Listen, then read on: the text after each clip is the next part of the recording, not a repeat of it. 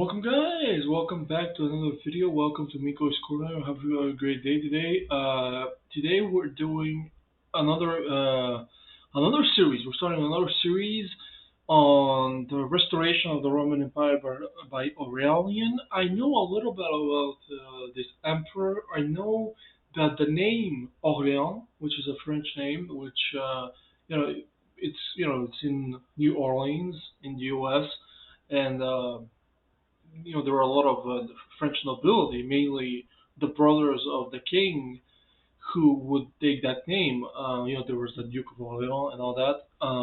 Very popular name. That name derived from Aurelian, the emperor of the Roman Empire. I don't know that much about the guy. This video was actually recommended by a subscriber. Thank you for the recommendation. Yeah, I know that there were a few emperors throughout Roman the Roman lifespan that were able to save the empire from collapse and gave it a little bit more life. You I know there was Aurelian. I know there was Trajan. I'm sure there are a few more, but I'm not that knowledgeable when it concerns the Romans. I know the Roman Republic. I know about Augustus, Caesar, but beyond that, so yeah, I'm interested. Let's go in.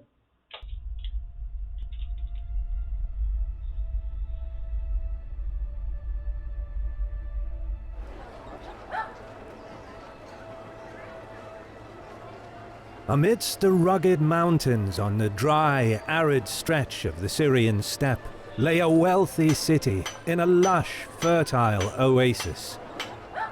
Adorned with sumptuous colonnaded streets, tetrapylons, majestic temples, spacious agoras, theatres and baths, elaborate stone reliefs, monumental Valley of the Tombs, and administrative government buildings, the city of Palmyra was the jewel of the Middle East and a melting pot at the crossroads of culture, with Roman, Greek, Aramean, Arabian, and Persian influences all on display.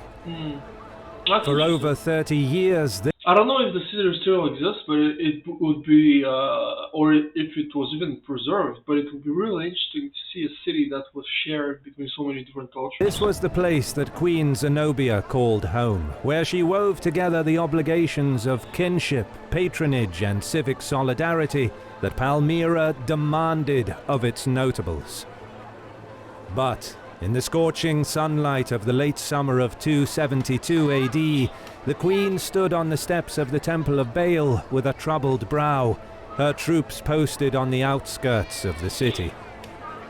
She firmly grasped her cloak in her hand as the smoke and fragrance of lingering incense filled the air, and the sounds of solemn hymns, sung to flutes, drums, and tambourines, reverberated in the majestic hall.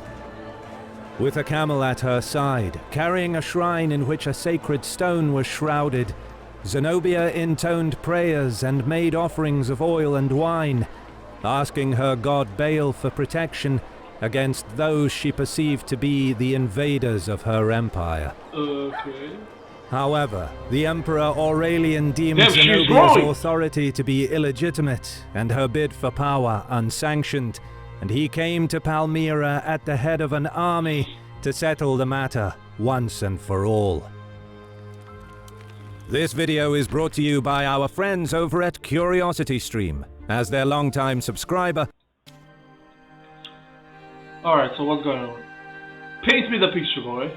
Located in the semi-desert steppe of eastern Syria, Palmyra was a powerful city on the eastern edge of the Roman Empire. It derived the majority of its wealth from its location on the caravan trade routes of the Middle East. The city's merchants were renowned for their ability to secure safe passage of goods through treacherous country, from one water source to another, especially during the dry season. No more than 250 wells, requiring expert knowledge on the terrain. Yeah, you fuck up, you die. I mean, yeah. Palmyrene traders operated throughout the empire and, more crucially, played a major role in connecting Roman Syria to the middle Euphrates, Is that and from how? there the Persian Gulf. Is that how the region was known back then, Roman Syria, or was it something we attribute nowadays? Because if it was, it'd be Since the fascinating. times of Emperor Caracalla, Palmyra Mm. enjoyed the status of a colonia. However, in the middle decades of the 3rd century AD, when the Sassanids fought Rome for control of Armenia and Upper Mesopotamia, Palmyra attained a heightened political and strategic significance under the leadership of a prominent local aristocrat, Septimius Odaenathus. The instability of warfare in the region threatened Palmyrene trade, and Rome expected the Palmyrenes to provide for their own security. This inadvertently helped the city to create a martial tradition of its own, and in the 240s and 250s, Odaenathus used the reputation he had built up through his successful protection of the caravan routes from raiders and his position as commander of Palmyra's cavalry and dromedary archers to secure his dominance over the city and its civic council. Hmm. By Nice. 251 AD, he and his eldest son, Herodian Hieron, were being honored in Palmyra as Resh, or leader, an unprecedented title among the Palmyrene elite. The two continued to amass power, claiming consular rank by 258, and in 259 Odaenathus campaigned against the Persians, sacking the city of Nihadia on the Euphrates. Odaenathus's greatest opportunity then came in spring 260, when Emperor Valerian was captured by the Persians at the Battle of Edessa. Hmm. Valerian's son Gallienus was left as sole ruler of Rome, but the disaster of an Okay, emperor let's see. Let's see. Okay, so that's 250, 260. Okay, after that. So that was at 1,800 years ago, and that was basically what the Roman Empire looked. Dude, it looks pretty strong. I mean, it has lost some of its luster, but I mean, it's pretty much what you would think the Roman Empire would be at its height. I mean, that isn't it? Maybe they lost a little bit territory in the Balkans. I might, I don't know. falling captive in battle sparked a crisis of loyalties. Okay. A cascade of usurpers sprung up across the empire. In the unstable frontier regions, ambitious men And that's how an empire falls. Internally. Ambition, man. Ambition is. seized power, usually elected by the troops or the local aristocracy, greatly contributing to the erosion of imperial authority and the decline of its internal structures. Yeah. The populace suffered against incursions that were becoming increasingly difficult to check, most notably an Alemannic invasion of Italy that had already begun even before Valerian's capture, and which Gallienus eventually crushed outside Milan, as well as Aurelian and Gothic raids that saw the sacking of numerous cities in Greece, Macedonia, Christ. Thrace, and Asia Minor, You're basically the including Vikings, man. Byzantium, Argos, Corinth, Sparta, Olympia, and Athens, as well as the destruction of one of the wonders of the ancient world, the Temple of Artemis at Oh. Ephesus. In the west, General Posthumus, his Rhine army, and the governors loyal to him broke away from central authority, forging a Romano-Gallic regime with Posthumus as emperor, further rocking an empire Okay, seemingly Aurelian, what the fuck are you gonna do, boy? Jesus on the Christ. brink of disintegration. The Roman East was just as turbulent. Macrianus, one of the main fiscal officers of the empire, grabbed the opportunity, Oh my using God. his influence as Valerian's treasurer to march on Rome. Planning to seize the capital, he took with him his eldest son, Macrianus Minor, intending to elevate him to the throne in the west. He left his younger son Quietus in charge of the eastern provinces, supported by the Praetorian prefect Ballista, who was instrumental in propping up Macrianus's sons to the imperial throne. The momentum to usurp the throne gathered behind Macrianus, but his army was intercepted and defeated in Thrace, with both he and his eldest son killed in the encounter. Okay, here comes Meanwhile, Aurelius. Quietus and Ballista lost control over the eastern provinces. In a calculated show of loyalty to Emperor Gallienus, Odenathus marched on Emesa and overthrew what remained of the usurper regime. It was a clever move. Yeah, Gallienus recognized Odenathus's de facto authority, who was subsequently honored as restorer of all the East, essentially becoming the viceroy of Rome's most eastern provinces. damn, nice man. This gave him authority over Roman governors and military forces in Syria and Upper Mesopotamia, which Odenathus used to great effect to help push the Persians out of the eastern provinces, recapturing Roman fortresses of Carrhae and Nisibis. In a brazen move showing his ambitions, he had declared himself King of Kings, a challenge to the imperial claims of Shapur I of Persia. Lol, you're joking, right?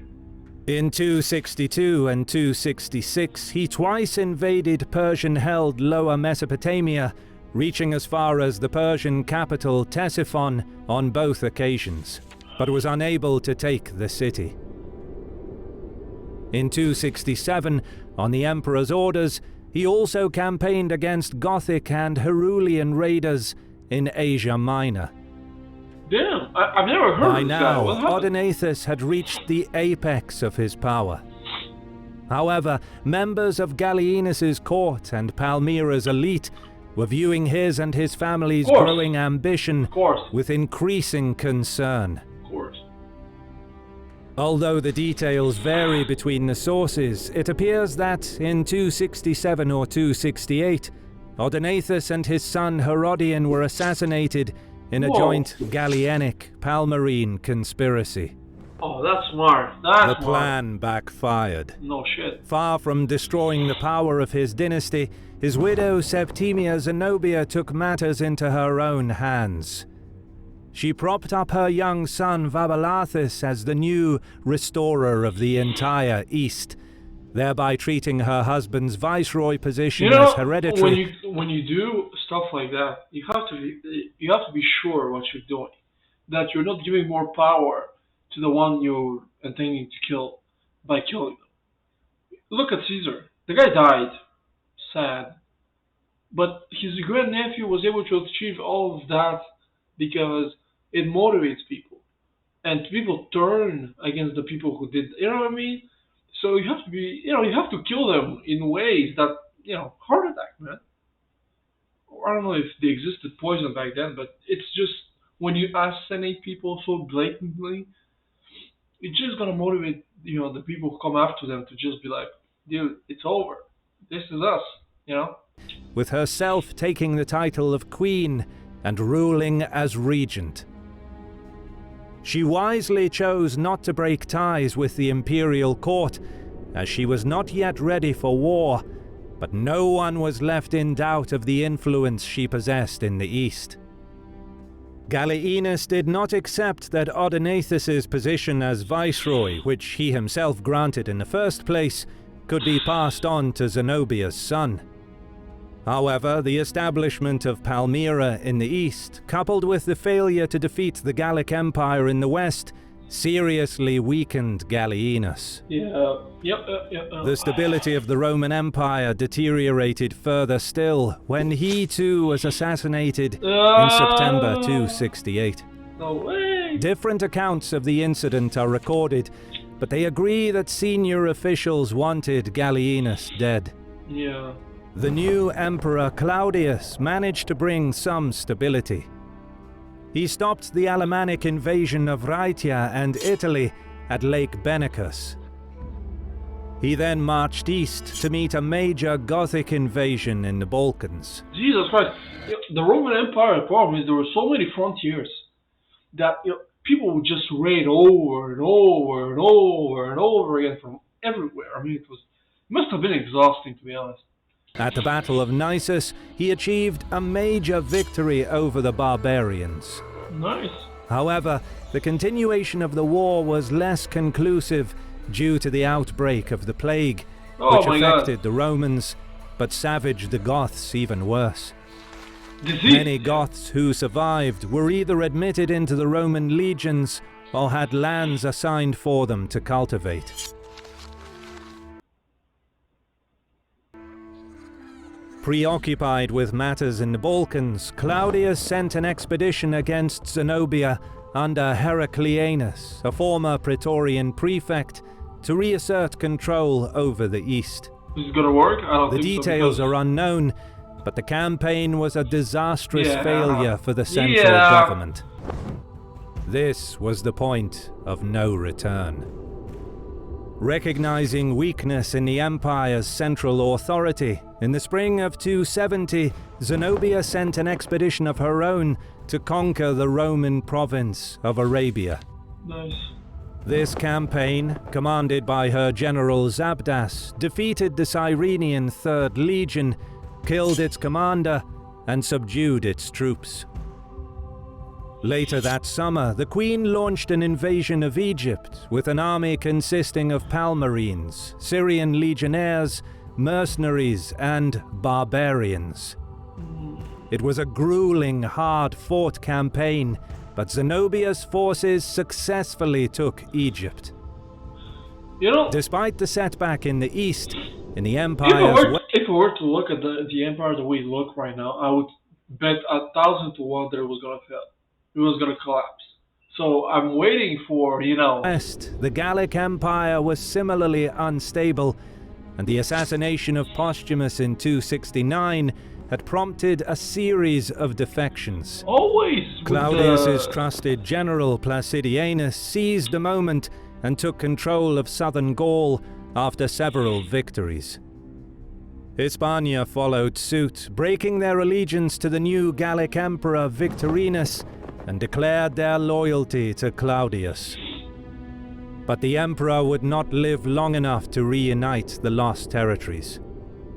In the summer of 270, he journeyed to Sirmium, where he prepared for a campaign against the Vandals who were raiding Pannonia. On the way, he fell victim to a pestilence, likely the plague of Cyprian, a form of smallpox, and he died in August 270. His younger brother Quintilius, currently stationed at Aquileia, was declared emperor by the Senate. But, in an act typical of the crisis of the 3rd century, the new emperor was Oh, not that's why it was known as the crisis of the 3rd century. I've always heard about it. recognized by the legions that served under Claudius, who instead threw their support behind his right-hand man, the talented Illyrian cavalry general Alright, here we go. Lucius Domitius Aurelianus, Okay, more here we commonly known as Aurelian. Nice. Finally, man. These It looked guys- like yeah. more war and turmoil would engulf what remained of the Roman Empire. But the reign of Quintilius proved extraordinarily brief, possibly lasting as few as 17 days. Jesus, what He the... committed suicide, realizing he had little hope Rage against quit! the army of Aurelian. That's funny. The Senate now recognized Aurelian as the new emperor, but he inherited a state in a dismal condition that had been disintegrating for the past 20 years. Yeah, look at this one. Vast territories remained outside of central imperial control, Yeah. some for nearly a generation. Internal turmoil encouraged pressure from external enemies, and renewed incursions by the tribes north of the Danube spread Oh devastation my God. deep Okay. into the interior. What's gonna do? And, with yet another emperor seizing power, the threat of civil wars again grew as new usurpers arose, exploiting the imperial insecurities and the influence of armies on Roman politics. The spiraling political and economic crisis impacted agriculture and commerce the most, which was compounded by the pestilence that had first swept through the empire around the year 250, greatly diminishing manpower for the armies and taxation. Nonetheless, the new emperor steeled himself for the difficult road ahead. In the east, seeking to strengthen the image and power of her regime, Queen Zenobia skillfully played the political game. She exploited the turmoil in Rome, but was careful not to provoke a war with the new emperor. Her mints at Antioch and Alexandria recognized Aurelian as emperor, producing coins in his name. What? But she also now struck coins bearing the face of her son Vaballathus, honoring him as imperator, a military title of republican origins that was now associated with emperors. In this way, Zenobia gave him imperial status, whilst cleverly avoiding the title of Augustus, which would have unambiguously designated him as emperor, blatantly challenging Aurelian's authority. Okay, this is gonna... Roman I don't think this is gonna end well for her. mints were spread widely across the empire, and emperors used them to make political statements to their subjects. The populace often learned of a new Roman emperor when coins appeared with his portrait. Yeah, I mean, back then... Thus, the circulation of coins bearing Vaballathus's face undoubtedly solidified his authority over the Palmyrene domain, but it was also an encroachment on Aurelian's authority. Zenobia's power play extended further. Her coins bore inscriptions that recorded the number of years that Vaballathus had ruled the East, thereby showing that he had been in power longer than the emperor, Okay, as if to Jesus suggest Christ, her she's son's bold, man. seniority over Aurelian. Coupled with this web of political intrigue, Zenobia began the expansion of her army and moved into Asia Minor. She captured Tyana in Cappadocia and Ancyra in Galatia, and attempted to seize Chalcedon in Bithynia, which resisted and remained loyal to Aurelian. With this show of force, the queen wanted to hinder any offensive by the emperor, while she also played the long game, slowly building up the power of her realm. But despite... Dude, look at this map, man. Look at this map. Both sides. From the north, you're fucked. And then the south, you're in the middle of all this. You have barely any control over everything. You have barbarians coming from the northeast. You have, illegitimate, well, I don't say illegitimate, but the Gallic Empire in the northwest, and then the southeast, you have this chick. The Palmyrene expansion further hindering the empire's reunification, the Gothic problem in the Balkans remained unresolved, and Aurelian's own position was far from stable. The first order of business for the emperor was to strengthen his rule in the territories that were still under central control. Aurelian was an exceptional leader of armies, and he campaigned with unmatched energy. In 270, he stopped a Jutungian invasion of northern Italy, fighting a series of actions before defeating them in a decisive battle on the Danube. He caught them in the middle of crossing the river, weighed down with plunder and prisoners. However, while he was consolidating his power in Italy, the Pannonian frontier was left vulnerable to attack, and an army of Vandals crossed the river in force, pillaging the region. Later that year, he tasked Placidianus with defending Italy against a possible attack by the Gallic Empire, before departing east to set up his headquarters in Siscia. It was here that he assumed his consulship on New Year's Day, 271 AD. Nice. This office would normally have been assumed at Rome, and it was unusual for an emperor to assume the consulship without even setting foot in the old capital. This was a further sign of the diminishing role of Rome in imperial pomp at this time. By now, the season had advanced, making it difficult for the Vandals to live off the land, and knowing that the enemy was not equipped for siege warfare, Aurelian evacuated the livestock and food supplies into the fortified cities. Once he was satisfied that the war of attrition had weakened the barbarians and that his own supply lines were established, he marched to meet the Vandals. The campaign was a grueling affair, but after an indecisive first battle, the barbarians were subsequently defeated in the Pannonian interior. The Vandals sued for peace, handing over hostages and providing 2,000 horsemen for the Roman army, and the Romans provided them with supplies for their journey back to the Danube. The emperor, however, had little respite in which to savor his victory, and in early 271 he was forced to march back west. The Itungi had returned, this time probably with a coalition of other Germanic tribes, launching a major invasion of Italy. They destroyed numerous towns and countryside in the Po Valley before pushing south, threatening Rome itself. At first, Aurelian's army suffered an ambush at Placentia, but he managed to regroup his battered army and follow the trail of devastation that marked the enemy's route down the Adriatic coast. Knowing that the Romans were on their heels, the barbarians stayed on the march, aiming to cross the Apennines towards the capital. But Aurelian managed to catch up with them. On the banks of the Metaurus River... Jesus, look at this one. That's 271. The empire survived in 476. So that's, in 300 years the empire collapses. But this is what... I understand now why it was called the crisis of the 3rd century, because look at this, man. This is just... The barbarians are on the gates of Rome. Achieved a major victory in the Battle of Fano. Subsequently, he pushed the invaders back across the Po River before dealing a crushing defeat to the Itungi in the Battle of Ticinum.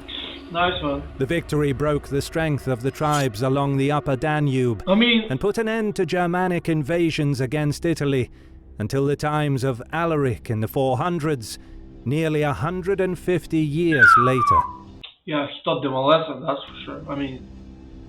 Meanwhile, the invasion caused panic in Rome itself, and this, combined with the endemic corruption, had sparked a major rebellion against the emperor. Aurelian force-marched his army to the capital, defeated the rebels and executed the conspirators, using the crisis to purge the political landscape of his rivals as well, many of whom had supported Quintilius.